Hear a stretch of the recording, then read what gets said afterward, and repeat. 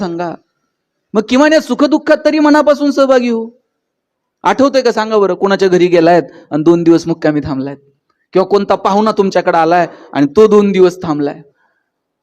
आमच्या वडिलांची आत्या आमच्याकडे मुक्कामी यायची, आणि आत्या जर मुक्कामी आली ना, सगळं घर रात्रभर गप्पा मारत बसायचं. आत्या जर 2 दिवस थांबली आणि 3ऱ्या दिवशी जायला निघाली, सगळं घर तिला एसटीला वाटा लावायला जायचं. आत्या नुसती एसटीत बसली आणि तिनं खिडकीतनं हात केला ना, येते, तिनं येते म्हणायला उशीर हो, सोडवायला आलेल्या लोकांचे डोळे पाणावत होते. एवढी माणसं भावनिक होती. आता लोक अंत्यविधीला जातात, तिकडं प्रेत जळत असतं आणि इकडं लोक मोबाईलमध्ये खेळत असते. कधी उरकतोय कुणाच ठाऊक म्हणतात. भावना शून्य झालो आम्ही. नात्यांमध्ये सुखदुःखात सहभागी होण्यामध्ये सुद्धा निव्वळ औपचारिकता उरली. या औपचारिकतेच्या पलीकडे जाऊन एकमेकांना मनापासून भेटा, एकमेकाच्या सुखदुःखात मनापासून सहभागी व्हा. कोण बिझी नाही? ते सगळेच बिझी झालेत. परवा तर एक जण मला म्हटला, मी इतका बिझी आहे, मला श्वास घ्यायला वेळ नाही. म्हटलं सोडून दे, श्वास घ्यायला वेळ नाही, आपण जगतो कशासाठी? वेळ द्या. जोपर्यंत स्पर्श येत ना, तोपर्यंतच नाती आहेत. आज बघा, मावशी आणि भाची भेटला एकमेकीला, काय प्रेम होतो. काका पुतणे, काय प्रेम होतं. आता ही नातीच उरली नाहीत. आपल्याकडे म्हण होती, आई मरो आणि मावशी उरो. तेवढं मावशीचं प्रेम असायचं. पोरं बापाकडे हट्ट करत नव्हती साहेब, तेवढं चुलत्याकडे करायची. बापाला म्हणायला जरा घाबरायची, मग चुलत्याकडे हट्ट करायचा, नाना जरा ते घेऊन देता का, काका जरा बाजारात नाही आणता का. आणि चुलत्यानं सुद्धा स्वतःच्या पोराकडे नाही बघायचं, आधी पुतण्याकडे बघायचं. इतकं प्रेम होतो. आता ही शेवटची पिढी आहे ज्यांच्याकडे मावशी आणि काका शिल्लक आहे. आता एकच मुलगा आणि एकच मुलगी, त्यांना मावशी आहे का? त्यांना काका आहे का? एक मुलगा एक मुलगी, काळाची गरज आहे, पण आता मावशी नाही आणि काका नाही. जी नाती मोजकी शिल्लक आहेत ती तर जपू. आजी आजोबा गेले की परत नाहीत. आजीचा सुरकुटलेला हात वेगळी ऊर्जा देऊन जातो. आजोबांनी बोटाल धरून चालायला शिकवणं वेगळी मजा असते. आजीनं जवळ घ्यायचं, जात्यावरच्या ओव्या सांगायच्या, मजा वेगळी आहे. आजोबांनी जवळ घ्यायचं, कधीतरी कीर्तनाला घेऊन जायचं, खांद्यावर घेऊन एखाद्या मंदिरात घेऊन जायचं, काय मजा होती या नात्यांमध्ये. आता आजी आजोबा तुम्हाला रेंटवर मिळणार नाहीत, कोणत्या मॉलमध्ये मिळणार नाहीत. आजीनंच गोधडी करायची असते, आजीनंच ते स्वेटर पहिलं विणायचं असतं. आजीची सगळी दुनियादारी, सगळा संसार आता उरकलेला आहे. आजीची शेवटची मैत्रीण जर कोण असेल ना, तर तिची नात असते. आणि नातीला अजून जग बघायचंय, नातीची पहिली मैत्रीण जर कोण असते तर तिची आजी असते.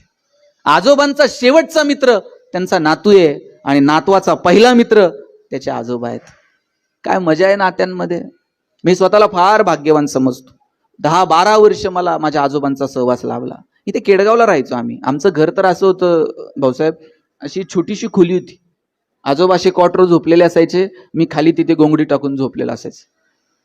आणि आम्ही रात्र रात्र 2 जण गप्पा मारायचो.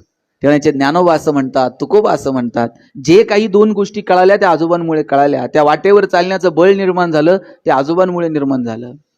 हा सहवास आपण आपल्या लेकरांना मिळायला नको का? ज्यांच्याकडे आजी आजोबा आहेत त्यांनी ते गावाकडे ठेवू नका.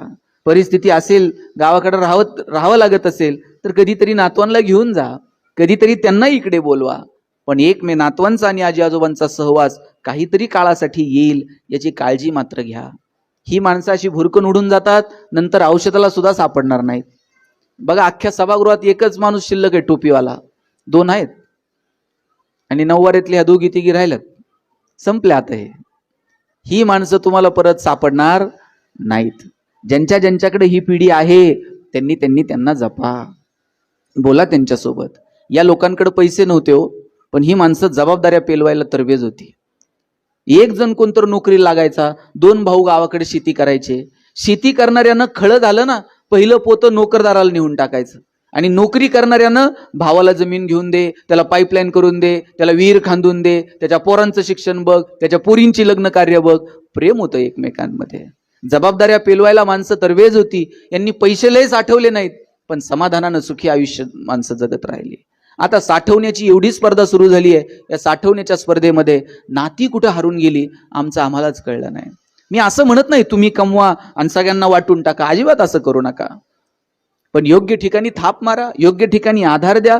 अडचणीत कुणी असेल तर धावून जा. प्रत्येक वेळेस खिशात हात घालावा लागतो असं नाही, कधीतरी पाठीवर थाप मारा, हे सुद्धा खूप असतं. पण त्याला जर आमच्याकडे वेळ नसेल तर मग आम्ही माणूस उरलेलो नाहीयेत, हे मात्र आपण स्वतःला सांगायला हवं. कसं जगायचं हे आपलं आपण ठरवावं. आयुष्यात कोणत्या गोष्टींना प्रायोरिटी द्यायची हे आपलं आपण ठरवावं. मी या मताचा नाही की पैसे कमवू नका. निसर्ग, समाज आणि त्यानंतर तितकाच महत्वाचा मुद्दा जर कोणता असेल तर तो म्हणजे अर्थकारण. मजबूत पैसे कमवा. कुणी जर तुम्हाला सांगत असेल 1 रुपयावर जात नाही आणि पैशाला कोंबडी खात नाही आणि पैशावाल्याला कुठं सुख आहे का आणि त्याला कुठं झोप आहे का, हे असलं सांगून तरुण पोरांना अकार्यक्षम बनवण्याचा धंदा कुणीही करू नये. तरुण पोरांना सांगा, जेवढे पैसे कमवता येतील तेवढे कमवा. फक्त तुकोबरायांचे एक विधान आयुष्यभर लक्षात ठेवा, जोडून या धन उत्तम व्यवहार आहे. आमचा व्यवहार उत्तम असला पाहिजे. आजच्या घडीला जर मला कुणी विचारलं चांगला माणूस कोणता, या जातीतला, त्या धर्मातला, या गावातला, त्या पक्षातला, मी म्हणेल ज्याचा व्यवहार चांगला तो माणूस चांगला. आपला व्यवहार चांगला ठेवता येईल का, चांगल्या व्यवहारातून चांगले पैसे कमवता येतील का, आणि कमवलेले पैसे योग्य ठिकाणी खर्च करण्याची दानत पण ठेवा. काहींना कमवायचं कळतं पण देण्याची वेळ आली ना मग मात्र त्यांना करमत नाही. मोबाईलवर त्यांना क्रेडिटेडचा मेसेज आला का असला आनंद होतो, पण डेबिटेडचा मेसेज पडला का ते अस्वस्थ होऊन जाते. अहो, निसर्गाचा नियम आहे, घेतलेला श्वास सुद्धा सोडावा लागतो. श्वास फक्त घेऊन बघा बरं, सोडायचाच नाही. जमतंय का? सोडल्याशिवाय तर नवीन श्वास घेताही येणार नाही. जे कमवलंय ते सगळं ठेवून जायचंय. इथं 2च पर्याय उपलब्ध आहेत, आहे ते ठेवून जा, नाहीतर आहे ते तुकोबरायांसारखं वाटून जा. घेऊन जायची सुविधा अजून तरी उपलब्ध नाही. म्हणून जसं कमवतो ना तसं योग्य ठिकाणी देण्याची दानत पण तुमच्या हातात असली पाहिजे. विंदा करंदीकरांची कविता आहे, देणाऱ्यानं देत जावं, घेणाऱ्यानं घेत जावं, आणि घेता घेता एक दिवस देणाऱ्याचे हात घ्यावेत.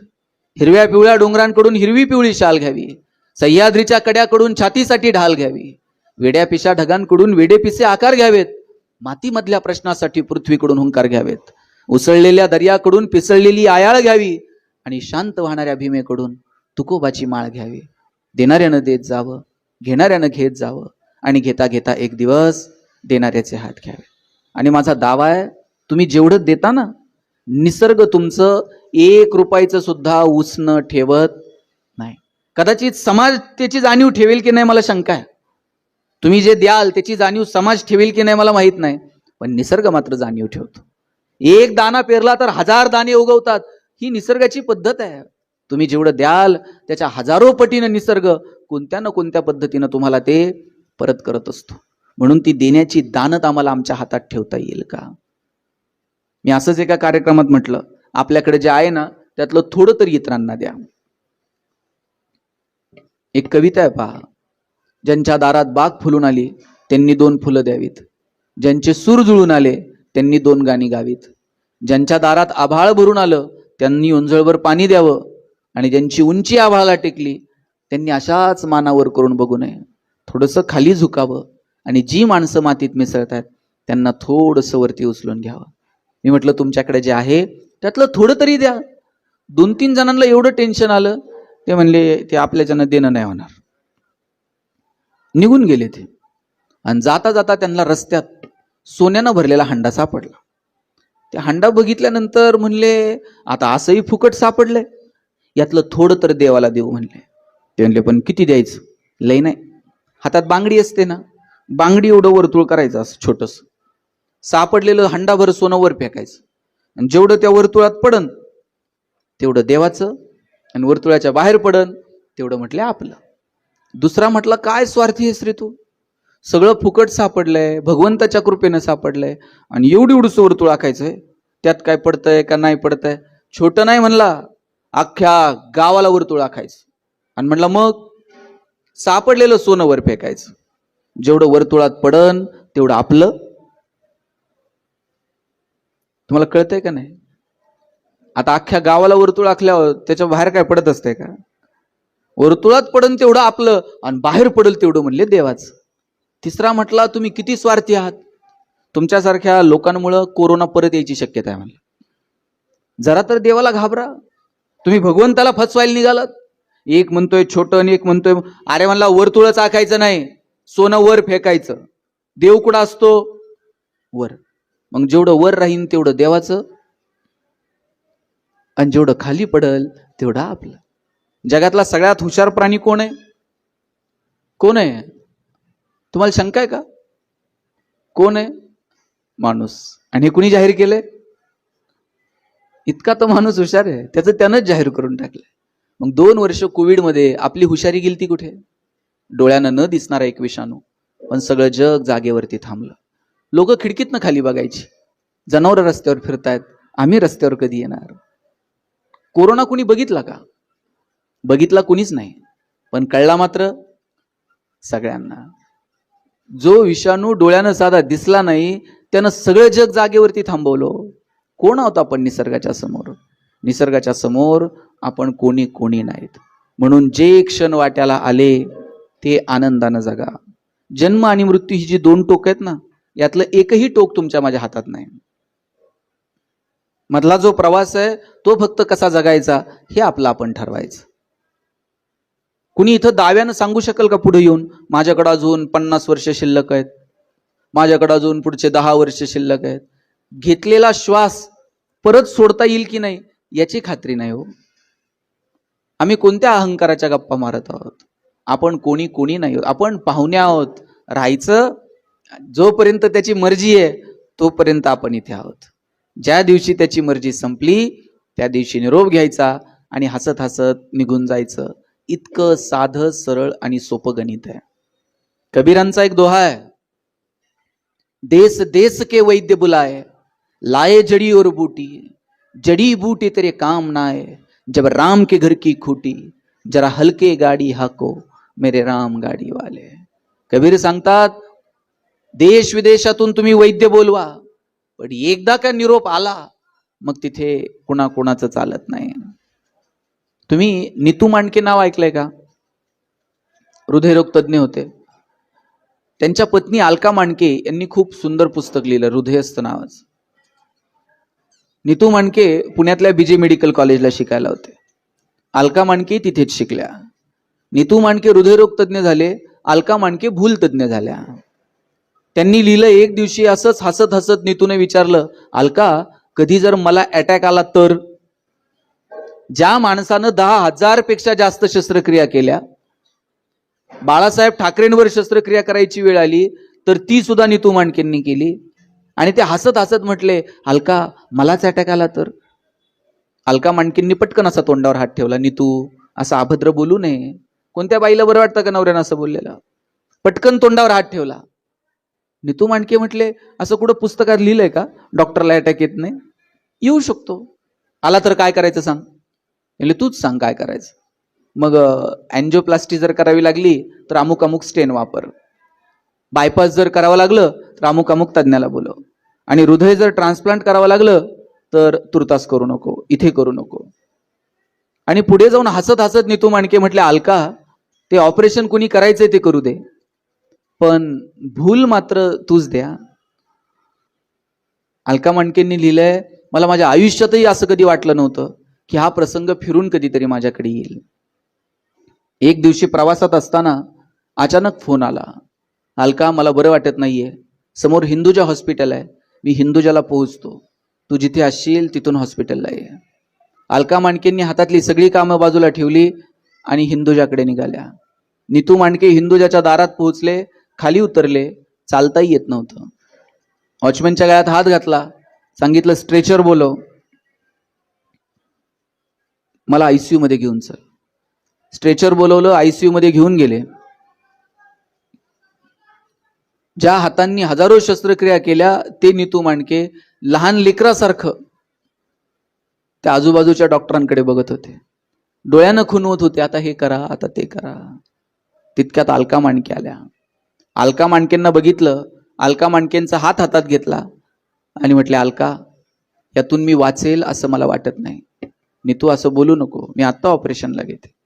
सगळ्या टेस्ट झाल्या, ऑपरेशनला घेतलं.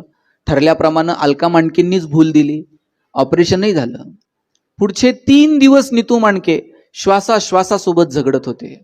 तिसऱ्या दिवशी पुन्हा हृदयविकाराचा झटका आला आणि ज्या माणसानं हजारो लोकांचे प्राण वाचवले ती नीतू मांडके हृदयरोगाने गेले, हृदयविकाराच्या झटक्याने गेले.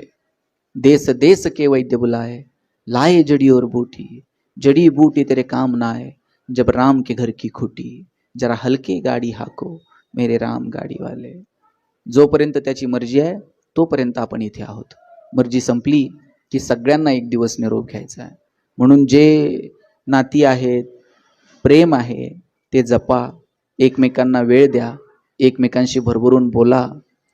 भौतिक प्रगती केलीच पाहिजे, पण त्याच्यासाठी कुणाला दुखावू नका, त्याच्यासाठी निसर्गामध्ये कमालीचा हस्तक्षेप करू नका, त्यासाठी चुकीच्या मार्गाने काही करू नका. साधू संतांनी जो मार्ग घालून दिला